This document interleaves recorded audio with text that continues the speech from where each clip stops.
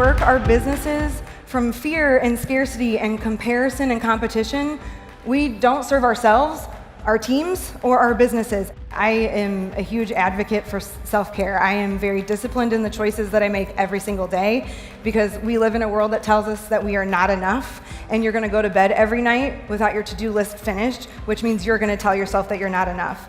And so you have to do the behaviors of self-love in your self-care. So working my business first starts with that. I have to fill myself up so that I can give more to my team and to my customers. You cannot keep giving from an empty vat.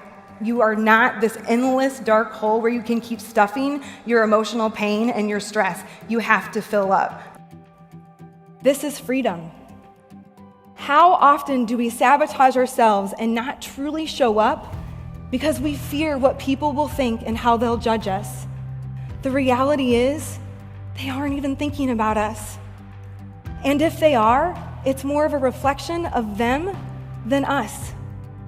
And what happens when we realize this truth? We can have freedom. Freedom to be who we want to be, freedom to be aligned with our values, freedom to show up as ourselves, flaws and all, owning all the parts of our stories. It has only been in the surrender and work of the permission of the and that I have become the person I was never able to see in those traumas, and the one who is only because of those traumas. There will always be dark in the light, and often our light only comes of the dark. Because hard is just hard, and struggle is struggle. And when we stop comparing our hards and our struggle, then we aren't so alone in it. When we call our stories hard, we don't honor them. And we all have big stories. This was the God I knew.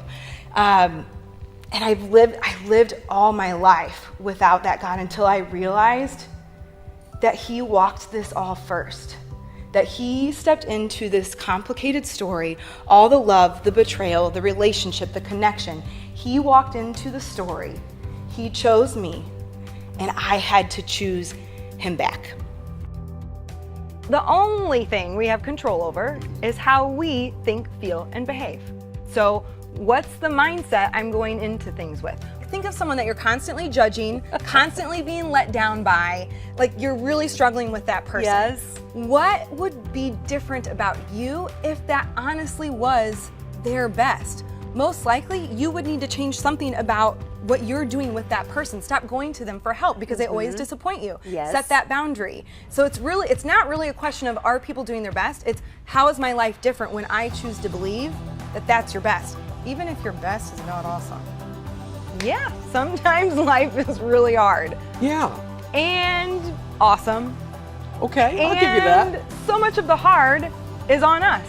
Our brain will do its job in keeping us very comfortable. In that, like, if you've fallen off track with self-care, it'll be like, but you can't do all of it, so you don't need to start again anyways. Like, whereas I really teach people, like, begin again. Start with just one thing.